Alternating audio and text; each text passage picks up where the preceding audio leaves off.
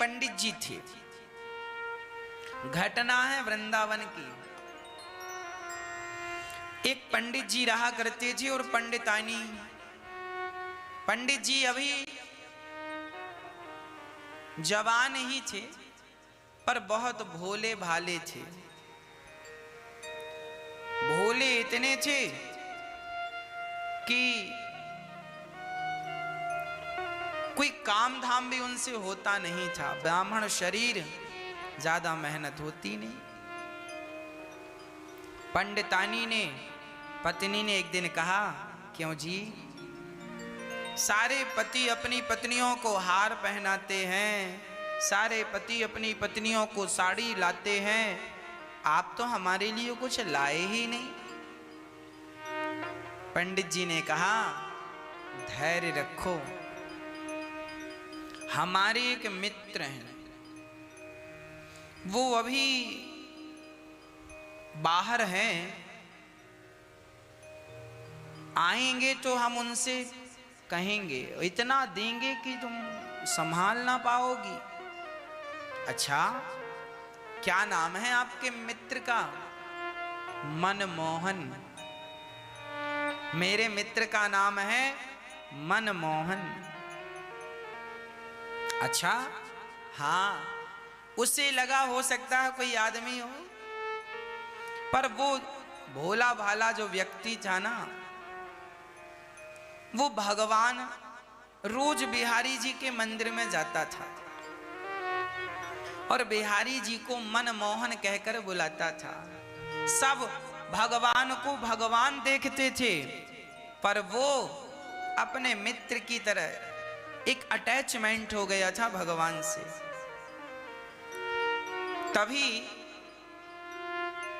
क्या हुआ कि कोई बड़े सेठ कलकत्ता से वृंदावन आए और उन्होंने भगवान का एक बढ़िया मंदिर बनवाया। मंदिर बनवाया और ठाकुर जी बिठा ले, राधा कृष्ण, भगवान श्री कृष्ण को बिठाया। केवल भगवान श्री कृष्ण ही थे, बस कृष्ण को बिठाया। अब सेठ जी ने कहा, पुजारी किसे बनाए? तो सबने कह दिया कि ये आदमी बढ़िया, वही पंडित जी। सेठ जी ने कहा, पंडित जी ये रहे भगवान के श्रृंगार, सोना है, चांदी है, और ठाकुर जी को पहनाओ और खूब बढ़िया भोग लगाओ, और आप भी मंदिर में रहो और बढ़िया आनंद से भोग लगाकर खाओ। सेठ जी चले गए। अब पुजारी जी, वही भोले भाले पंडित जी, भगवान को टुकुर टुकुर देख रहे हैं। अच्छा, वो भी अज्ञानी थे, मतलब कभी पूजा करी नहीं, पाठ किया नहीं, कोई पढ़ाई लिखाई थी नहीं। भगवान की पूजा कैसे करते हैं पंडित जी को ये भी पता नहीं था। तो भगवान के जितना श्रृंगार था, पंडित जी ने देखा कि ये हार तो बड़ा वजनदार है, और देखा तो भगवान बड़े छोटे से। उसको लगा, उसने कहा, मनमोहन ये हार बड़ा वजनदार है, तुम गले में टांगोगे क्या होगा? थक जाओगे खड़े खड़े। एक काम करता हूं, मेरी पत्नी को दे देता हूं, वो कभी कभी पहना करेगी, बाकी उतार के रख दिया करेगी, जब आपको मन हो आप पहन लिया करो। अब वो हार सोना चांदी लेकर गया और अपनी पत्नी को दे के आया। पत्नी बोली, कहाँ से ले आए? बोले, कहा था ना मनमोहन मित्र है, आज मिला है। पत्नी ने कहा, हमें बताओ कौन है? ये बैठे हैं। पत्नी ने कहा, ये भगवान है। तो उसने कहा, हाँ पता है ये भगवान है। अरे तो इनका सामान हमें दे रहे हैं। अरे सुनो, तुम दोनों कभी कभी अदल बदल के पहन लिया करो, अभी तुम पहनो, जब ये कहेंगे तो इन्हें दे देंगे। कोई चोरी करके थोड़ी भाग रहे हैं, घर की बात, हम ही तो पुजारी हैं। जाओ। पत्नी को समझाकर भेज दिया। अब पुजारी जी खड़े हैं। अब पुजारी जी पूजा कैसी कर रहे हैं सुनिएगा। पुजारी जी कह रहे हैं भगवान से, सुनो प्रभु, हमने सुना है आपको नहलाना पड़ता है, आपके लिए बताओ कितनी बाल्टी पानी लाएं? आप 1 बाल्टी में नहा लोगे कि 2 बाल्टी लाएं कि 3 बाल्टी लाएं? अच्छा सुनो मनमोहन, श्याम सुंदर, ऐसा करो कि पता नहीं हमारी बाल्टियों के पानी से आपको संतुष्टि होती है कि नहीं। एक काम करो, पास में यमुना जी बह रही है, जाकर मन से नहा लो, जितनी देर नहाना उतना नहाओ, जितनी बाल्टियों से नहाना नहाओ, कोई पाबंदी नहीं, जाओ। अब वो आंख बंद करके बैठ गया और यही भाव रच रहा है कि मेरे मनमोहन, मेरे श्याम सुंदर जाकर बढ़िया यमुना में डुबकी लगा रहे हैं। देखो ये मानसिक पूजा है। पुजारी जी भगवान के लिए भाव बना रहे हैं कि ठाकुर जी मेरे श्याम सुंदर स्नान कर रहे हैं। 1 घंटे बाद आंख खोला, पर देखो 1 घंटे, वो मूर्ख आदमी था, अनपढ़ था, कोई जानता नहीं था, पर देखो ध्यान कितना बढ़िया करता था।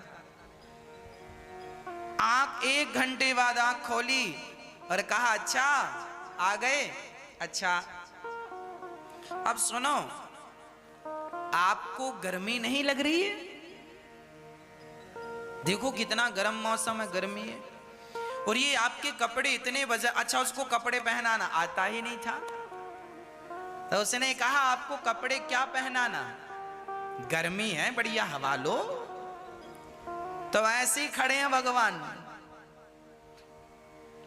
निर्वस्त्र खड़े हैं, और वो कह रहा है ये वजनदार है कपड़े, ये पहनोगे बहुत गर्मी लगेगी, हम पहने हैं। उसने भी अपना कुर्ता उर्ता उतार दिया, देखो हम ही नहीं पहने, हमें गर्मी लग रही हो, तुम्हें गर्मी नहीं लगेगी, तुम भी ऐसी रहो हमारी तरह। कमर में कपड़ा लपेट दिया, बोले इतना ही ठीक है। अच्छा थोड़ी देर बाद बोला, सुनो हमने सुना है कि आपको भोग भी लगाना पड़ता है, अच्छा बताओ क्या खाओगे आप? भगवान से बात कर रहा है, कह रहा क्या खाओगे? उसने कहा सुनो, हमने सुना है कि तुमने छोटे में बहुत सारा मक्खन चुरा चुरा के खाया था, तो सुनो आज हम बनाएंगे तो दाल चावल सब्जी रोटी बनाएंगे, 4-5 प्रकार का आपको मिलेगा। एक काम करो आप जाओ, और ये जो भक्त लोग हैं जिनके घर में बना है ताजा ताजा, सबके घर जा जाकर थोड़ा थोड़ा सबके यहाँ खाना, तो ज्यादा घरों में जाके खाओगे तो ज्यादा प्रकार का स्वाद मिलेगा, ज्यादा व्यंजन मिलेंगे। हाँ हम बैठे हैं, आप जाओ। वो बैठा ही है, फिर आंख बंद कर लिया। अब वो भाव बना रहा कि भगवान गए और फलाने के घर कढ़ी बनी तो कढ़ी चावल खा रहे हैं श्याम सुंदर, तो किसी के घर में राजमा चावल बना तो ठाकुर जी राजमा चावल खा रहे हैं, तो किसी के घर में दाल चावल है तो ठाकुर जी दाल चावल खा रहे हैं, तो किसी के घर में बढ़िया देसी घी की पूड़ियाँ निकल रही हैं और भगवान पूड़ियों का स्वाद ले रहे हैं, किसी के घर दही, बढ़िया दही, ताजा ताजा दही, ठाकुर जी किसी के घर दही पी रहे हैं, किसी के घर मक्खन, वो ऐसा भाव बना रहा है। और थोड़ी देर बाद जब भगवान खा गए, खा लिए, उसने आंख खोली, उसने कहा प्रभु भोजन हो गया? हाँ, अब एक काम करो, अब आपने खा लिया है, अब थोड़ा हम भी खाए, आप जब तक विश्राम करो हम आ रहे हैं। गया पत्नी के पास, खाया पिया मौज से, और पंडित जी दूसरे दिन जागे 10 बजे, 10 बजे जागे। तो किसी ने कहा क्यों, भगवान तो 4 बजे जाग जाते हैं, और तुम 10 बजे तुम ही सो रहे हो, भगवान को कब जगाओगे? उसने कहा तुम्हें पता नहीं है, भगवान रात को रास रचाते हैं गोपियों के साथ, लेट सोते हैं और सवेरे 4 बजे जगा के क्या करना, सोने दो। 10 बजे गया नहा धोकर भगवान के पास, प्रभु हम जल्दी इसलिए नहीं आए क्योंकि आप रास रचाने में लेट हो जाते हो, और लेट होते हो ना तो आपकी नींद भी लेट। हम जल्दी से जगा कर आपको क्या करना, अपना ही सब कुछ है। क्या कहीं जाना थोड़ी है, कोई हमारी नौकरी चाकरी थोड़ी है कि समय से ऑफिस में जाना है। आप तो भगवान हो, आपको कोई ऑफिस में थोड़ी जाना है कि टाइम से जाना है। आप तो आनंद से सोया करो, हम आपको 10 बजे जगाएंगे। आप लेट हो जाते हैं सोने में रात को। अब आया फिर वही हाल, नहाना है तो यमुना जी नहा आओ, कपड़े पहनना नहीं है क्योंकि गर्मी चल रही है, कपड़े पहनाए ना। और भगवान को ऐसी खड़ा करा रहा है। 4-6 महीने बीत गए ऐसी करते करते। रोज कहे जाओ खा के आ जाओ किसी के घर भी, और अपना जाए सो खाया है। पंडित जी ऐसे। कुछ दिन बाद सेठ जी आए, देखें तो भगवान की सेवा कैसी चल रही। आए तो भगवान नंगे खड़े। सेठ जी ने देखा, हे भगवान, और जो भगवान के हार वार दिए थे वो पंडितानी पहन के घूम रही है। अब सेठ जी बड़े गुस्सा, हे पंडित जी क्या किया आपने, भगवान के आभूषण कहां गए और नंगे क्यों खड़ा कर रखा, कपड़े क्यों नहीं पहनाए। पुजारी जी ने कहा, सेठ जी गर्मी चल रही, आपने भी कुर्ता पतला पहना और भगवान कितने मोटे मोटे कपड़े हैं, आपने कोई पतले कपड़े तो दिए नहीं। ये मोटे कपड़े पहनाएंगे पसीने में डूब जाएंगे, अभी बोलेंगे उतार दो, हमने पहनाए ही नहीं जब उतार नहीं है तो। गांव वालों ने कहा, भैया ये पंडित जी 10 बजे भगवान को उठाते हैं। सेठ जी ने कहा, पुजारी जी अपना बोरिया बिस्तर बांधो, जाओ, हमें सेवा नहीं, तुमसे नहीं आती सेवा करनी। एक बढ़िया विद्वान ब्राह्मण लाए, और विद्वान ब्राह्मण ने और वेद उच्चारण करने वाले पंडित जी आए, और पंडित जी ने, सेठ जी ने कहा आपको पूजा करनी है। अब दूसरे वाले पंडित जी आए, और दूसरे वाले पंडित जी ने सवेरे 4 बजे मंगला आरती की, भगवान को उठाया, नहलाया, दूध दही घी शक्कर शहद से, और बढ़िया कपड़े पहनाए, आरती उतारी, श्रृंगार किया, खूब मौज की। रात हुई, पहली रात को सेठ जी ने सपने में भगवान आए और सेठ जी से बोले, सेठ जी वो पुराने वाले पुजारी लाओ, ये नए वाले पुजारी नींद ही पूरी नहीं हो पाती हमारी, बढ़िया खिलाते भी नहीं है, बढ़िया नहलाते भी नहीं है। तो सेठ जी ने सपने में ही कह दिया, प्रभु वो तो आपकी कोई सेवा नहीं करता था। भगवान बोले, वही सेवा करता था, वो भी स्वतंत्र था, मैं भी स्वतंत्र था, जितना मन करता था खाता था, जहां मन करता जाता था। इन्होंने तो बांध के रखा, सवेरे 4 बजे जागो, और वो कहता था कि रास रचाए हो थोड़ा आराम कर लो, वो मेरी फिक्र करता, ये सवेरे 4 बजे आ जाते, घंटी हिलाते। अब सेठ जी को लगा जब भगवान को ही मंजूर है, सवेरे पंडित जी को बुलाया, नए पंडित जी को हाथ जोड़कर कहा, पंडित जी आप जाओ, वो पुराने पंडित जी करेंगे पूजा। पुराने पंडित जी को बुलाया, उनको सेवा सौंपी, बोले आप सेवा करना, भगवान अब तुम्हारी सेवा के आदी हो गए हैं और हम सेवा भेजते रहेंगे जो बनेगा। सेठ जी चले गए, और अब वो पुजारी फिर भगवान से बात करने लगे, कल कैसे नहाए। वो इतना भोला था ना कि उसे पता ही नहीं कि भगवान की सेवा कैसी होती है, भगवान की पूजा कैसे होती है। एकदम मन बिल्कुल साफ शुद्ध निर्मल मन जन सो मोहि पावा, मोहि कपट छल छिद्र न भावा।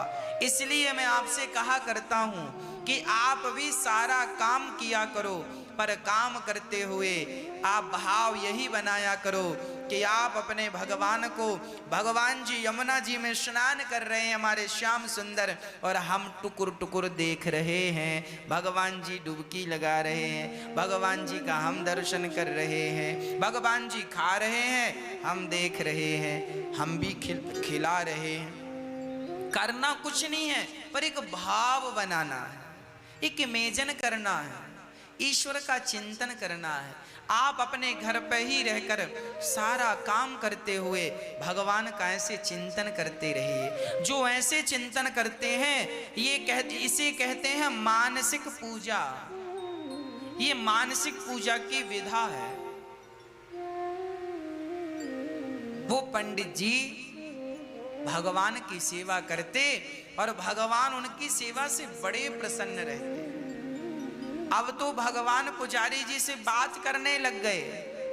पुजारी जी कहते नहा आओ, तो भगवान नहा के आए, ये आंख बंद किए हैं, तो भगवान ही आवाज लगाते, पुजारी जी हमने नहा लिया, अच्छा ये बताओ कपड़े पहनोगे ना? आज मत पहनाओ, गर्मी ज्यादा है। और जब सर्दी आई तो पंडित जी बढ़िया सॉल वॉल ओढ़े बैठे। पुजारी जी ने कहा सुनो, आज तो सर्दी है तो कपड़े पहना दें। भगवान बोले पहना दो। तो पुजारी जी को आता ही नहीं था कौन सा कपड़ा कहाँ पहनाना, तो नीचे वाला ऊपर पहना, ऊपर वाले कपड़े जो यहाँ दुपट्टा डालने था तो दुपट्टा कमर में लपेट दिया, और जो कमर में पहनाना था उनका घेरा लहंगा जैसा वो गले पर बांध दिया, और भगवान के गले पे पूरा छाता जैसा बन गया। और बड़े प्रसन्न से कहे कि प्रभु आपने पहन लिए कपड़े, सर्दी तो नहीं लग रही है? भगवान बोले तुमने छाता बना दिया है ना, तो सर्दी ऊपर ही ऊपर रह जाती है, नीचे नहीं आ रही है। अब भगवान मुस्कुराए और वो जाने ही ना कि कैसे कपड़े पहनाने हैं, वो ऐसे पहनाता उल्टे। और सर्दी थी सो बोले कि आप खाने जाओगे? सुनो, भगवान बोले आज हमारा मन नहीं है कहीं जाने का, बहुत सर्दी है, हवा चल रही है ठंडी ठंडी, आज पंडितानी ने जो बनाया है वो ले आओ। तो वो गया, पंडितानी ने जो बना रखा था पत्नी ने, तो पत्नी ने परोस दिया, खाओ। बोले अभी नहीं खाएंगे, आज भगवान को सर्दी लग रही है, कहीं गए नहीं खाने, आज ठंडी ठंडी लहर चल रही है हवा, तो आज हम उनको यहीं खिलाएंगे। थाली लेकर गया और भगवान से कहा प्रभु रोज तो आप खाते थे, और रोज भगवान पूछता था आज क्या खा के आए, तो बोला आज फलाने के घर गए तो वहाँ कढ़ी चावल खाए, उनके यहाँ गए तो आज पूरी सब्जी खाई, उनके यहाँ गए तो बढ़ई बन रही थी वो खाए, उनके यहाँ गई तो ये खाया, सब भगवान बताएं। और आज बोला प्रभु आज तो कुछ नहीं, आज तो सिंपल दाल चावल सब्जी रोटी है, आप खाओ। भगवान खाते हैं, वो टुकुर टुकुर देखता है।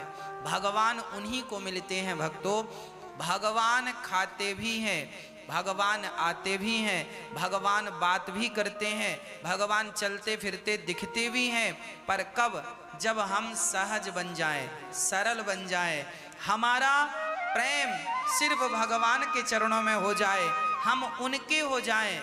जिस दिन हम उनके हो जाएंगे उसी दिन भगवान तुम्हारे हो जाएंगे, बात पूरी हो गई। हम उनके हो नहीं पाते, हम उनके होते हैं तो 5% 10%, जबकि काम बनेगा 100% से। वो पुजारी जी सेवा करते हैं, भगवान आनंद से उनकी सेवा को स्वीकार करते हैं।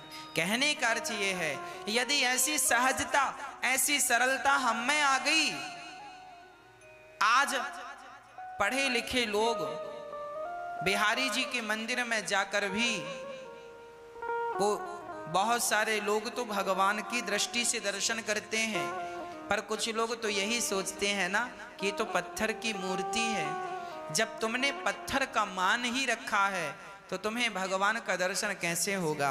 जब भगवान मानोगे तब भगवान का दर्शन होगा। इसलिए निर्मल मन जन सो मोहि पावा, मोहि कपट छल छिद्र न भावा। जितनी सहजता होगी, जितनी सरलता होगी, उतने जल्दी भगवान रीझ जाएंगे। न जाने कौन से गुण पर दया निधि रीझ जाते हैं। आत्मदेव जी नाम के एक पंडित जी थे, भगवान की बड़ी भक्ति करते थे। उनके घर में कोई संतान नहीं थी, पुत्र नहीं था।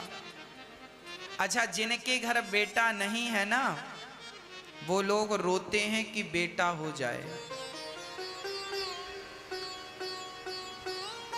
और जिनके घर बेटा है वो अपनी मां की सेवा नहीं करते,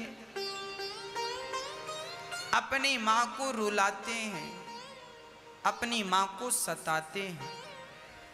मां रोया करती थी कि भगवान एक बेटा दे दे, एक बेटा दे दे। वही बेटा जब आया तो अपनी मां को सताने लगा, दुत्कारने लगा, ठुकराने लगा। 2 रोटी भी प्यार से नहीं देता।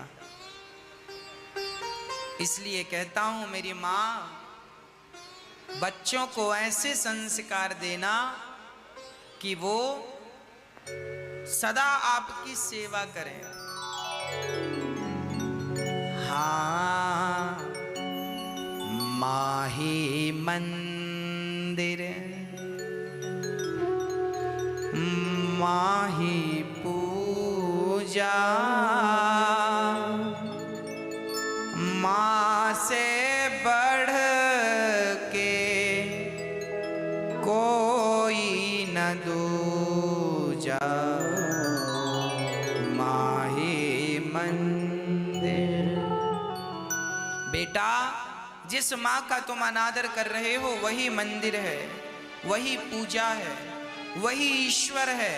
इसलिए अपनी माँ की ममता को कभी न भुलाना, कभी माँ का अनादर ना करना।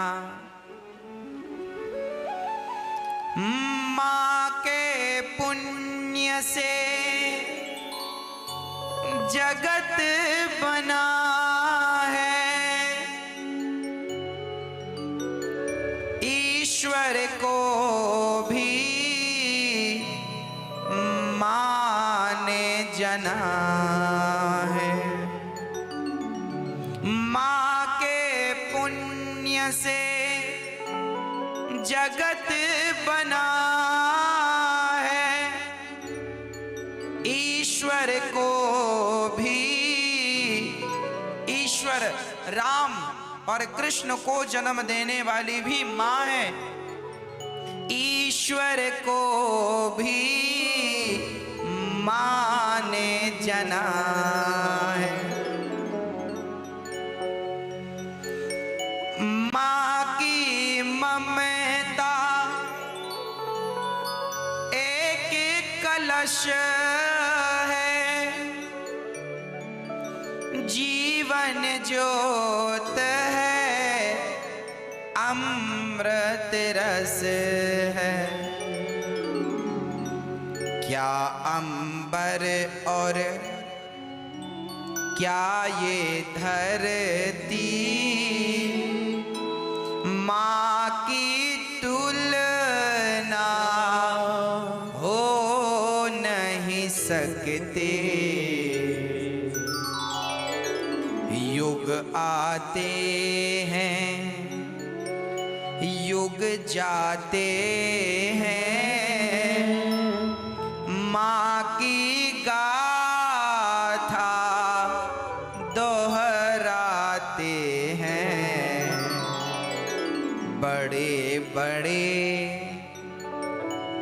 ज्ञानी कहते हैं, माँ का रुतबा सबसे ऊंचा।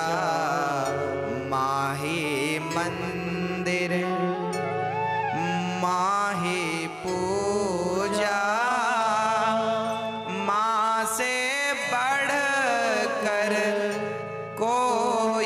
ना दूजा। क्या अंबर और क्या ये धरती माँ की तुलना हो नहीं सकती। युग आते हैं युग जाते हैं, हर युग में माँ रही है। भगवान को माँ बड़ी पसंद है, आपको पता है? जैसे कृष्ण को गौ माता पसंद है, ऐसे कृष्ण को यशोदा माता पसंद है। राम जी ने 3 माएं, कृष्ण जी ने 2 माएं। हाँ जी, किस्मत वाले होते हैं वो जिनकी बहुत माताएं होती हैं। हाँ, इसलिए हर माँ को अपनी माँ की दृष्टि से देखा करो। हर माँ मेरी माँ है। भगवान को माँ शब्द सबसे ज्यादा पसंद है, इसलिए भगवान के नाम में भी माँ है। कौन सा नाम? लोग कहते हैं ना परमात्मा। परमात्मा में माँ है कि नहीं? ये माँ। और सुनो, आत्मा, हमारी आत्मा में भी माँ है। और महात्मा, महात्मा साधु, महात्मा में भी माँ है। भगवान ने माँ माँ जहां जहां रखा है वो भगवान को बड़े प्रिय है, पसंद है। युग आते हैं युग जाते हैं, माँ की गाथा ये दोहराते हैं। बड़े बड़े ज्ञानी कहते हैं माँ का रुतबा सबसे ऊंचा। माही मंदिर माही पूजा, माँ से बढ़ के कोई ना दूजा।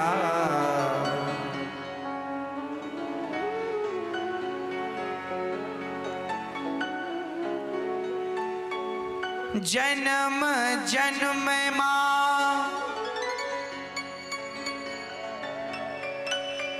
जन्म जन्म की, हर जन्म में कहीं भी जाओ, किसी भी योनि में जाओ, बिना माँ के गति नहीं।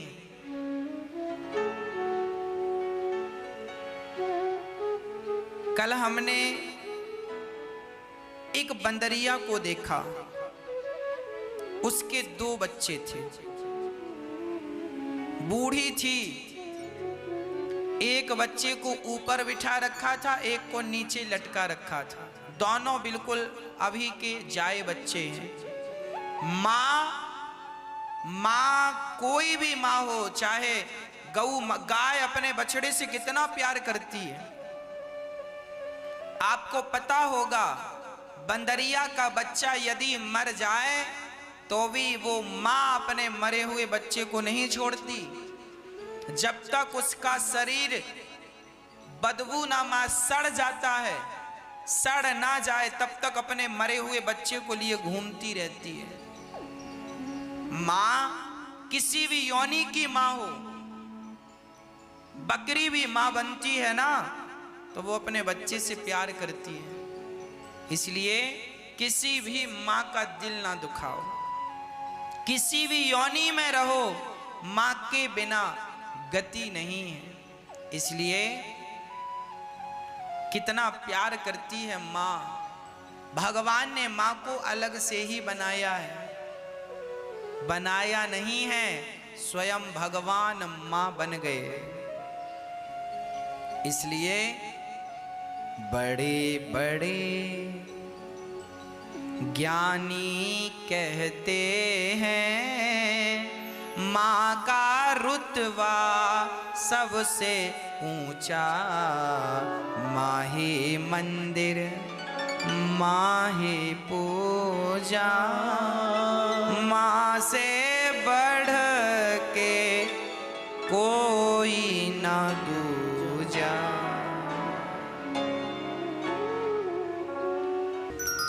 आत्मदेव जी के कोई संतान नहीं थी। संतान के लिए वो जंगल गए, आत्महत्या करने लगे। तब एक संत ने कहा, कथम रोदसी विप्रत्वम, क्यों परेशान हैं, क्यों आत्महत्या कर रहे हैं?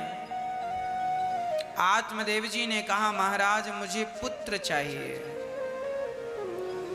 जिस पुत्र के कारण पुत्र नहीं था, इसलिए वो आत्महत्या करने लगे। अरे बच्चों के लिए माँ बाप क्या क्या नहीं करते। संत ने एक फल दिया, लो पत्नी को खिलाना। पत्नी ने फल खाया, खाया नहीं, गाय को खिलाया। बहन के बच्चे को उसने पैसों से खरीद लिया।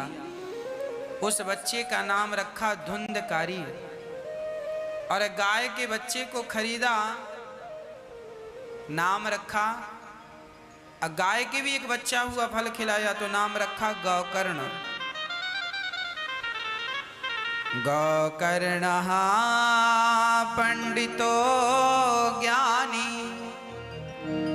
धुंधकारी महाखला। धुंधकारी महान दुष्ट हुआ। आत्मदेव जी से एक बार धुंधकारी ने कहा, पिताजी पैसे दो। नहीं दिया, मार लगाई आत्मदेव जी को। बेटे ने पिता को गांव में सबके सामने मारा। ऐसी औलाद भी होती है जो अपने माँ बाप पर हाथ उठाती है।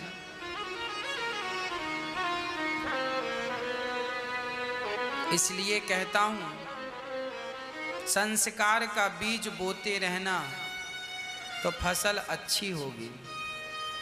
संस्कारों के बीज नहीं बोए तब काम बिगड़ेगा। धुंधकारी बिगड़ता गया, शराब जुआ सब करता, पिता को मारता। एक दिन आत्मदेव जी रो रहे थे, क्यों? बेटे ने मारा है इसलिए। समझाया गौकर्ण जी ने। गौकर्ण जी ने कहा,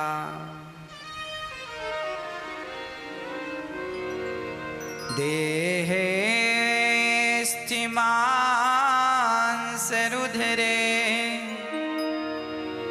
भीमतिं त्यजत्वं जायासुतादिषु सदा ममतां विमुञ्च पश्यानिशं जगदिदं क्षणभङ्गनिष्ठं वैराग्यरागरसिको भवभक्तिनिष्ठः।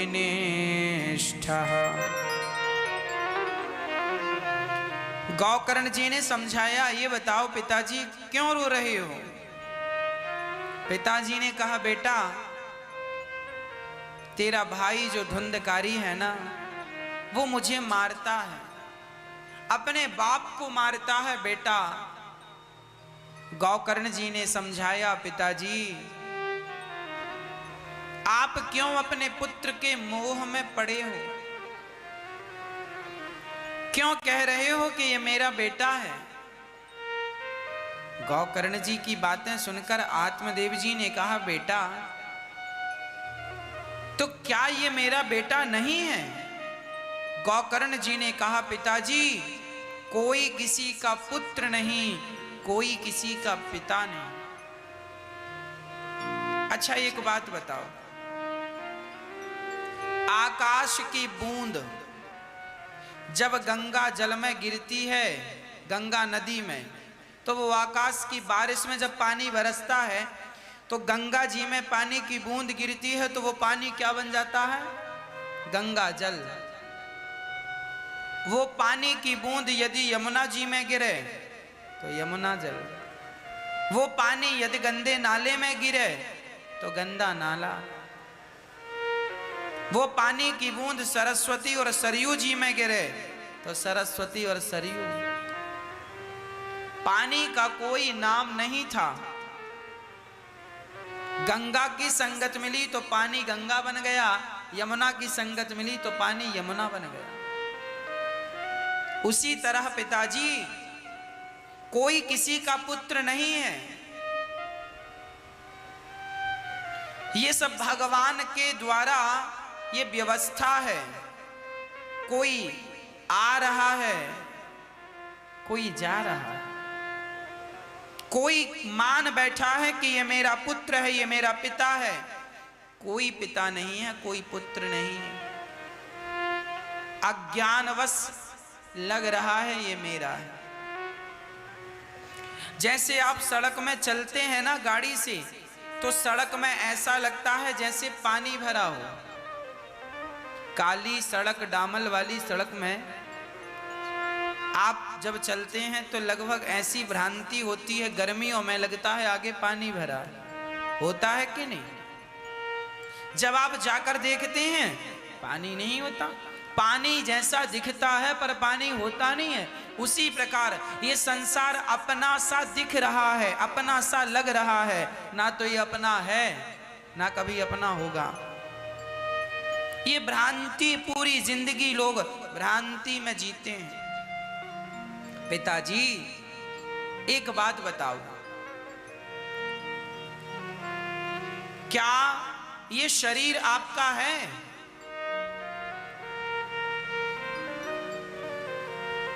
आत्मदेव जी ने कहा, बेटा शरीर तो मेरा नहीं है। पिताजी ये शरीर यदि आपका होता तो बुढ़ापे में कम दिखने लगा।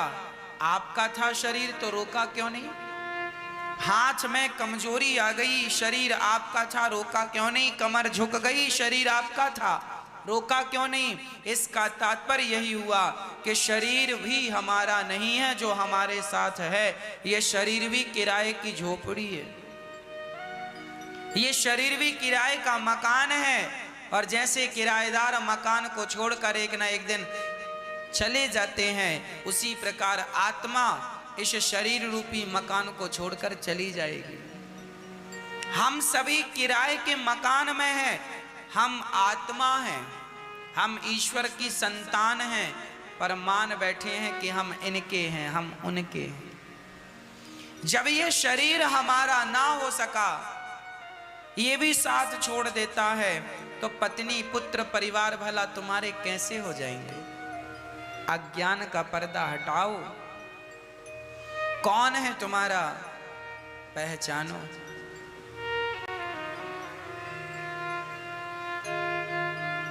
भगवान की ये सृष्टि है, उन्होंने रचा है, और वही ये संसार को चला रहे हैं।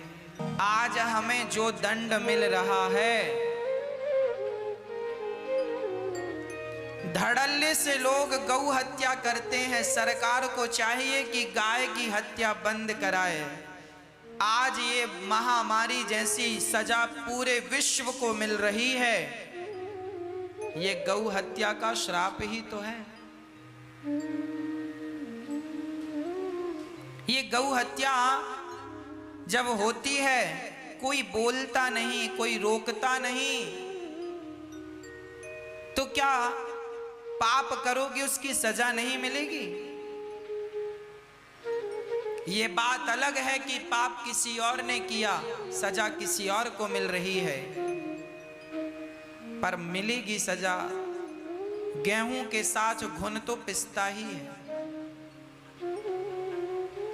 इसलिए पेड़ को काट दिया, धड़ल्ले से पेड़ काटे, लगाए नहीं, प्रकृति का संतुलन बिगाड़ा, सजा तो मिलनी ही है ना। रचा है सृष्टि को जिस प्रभु ने, वही ये सृष्टि चला रहा।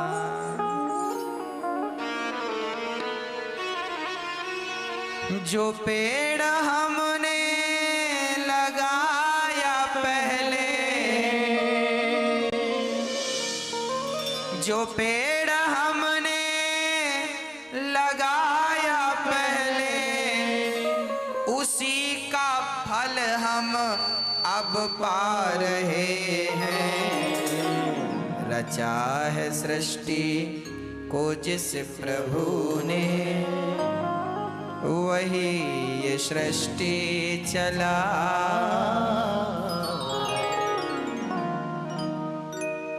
इसलिए कहता हूं भगवान चला रहे हैं, प्रकृति के संतुलन को बिगाड़ा ना जाए। पाप ना हो, पाप होंगे तो इकट्ठे होकर के वो सजा भोगनी पड़ेगी। गौकर्ण जी ने समझाया, पिताजी कोई नहीं है तुम्हारा सिवा भगवान के, इसलिए भगवान से नाता जोड़ो। गौकर्ण जी के बात सुनकर पिताजी आत्म कल्याण के लिए चले गए। भागवत जी का पाठ करके उनकी सदगति हुई। धुंधली को धुंधकारी ने मारा, मां कुएं में कूदकर आत्महत्या। 5 वैश्याओं को धुंधकारी घर पे रखता है, 5 का पालन करता, चोरी करता है। उन 5 वैश्याओं ने मार डाला धुंधकारी को, गला दबाकर अंगार डाल दिया। जितना बड़ा पापी होगा उतनी दर्दनाक मृत्यु होगी। धुंधकारी मरा नहीं, जलता अंगार डाल दिया, मर गया।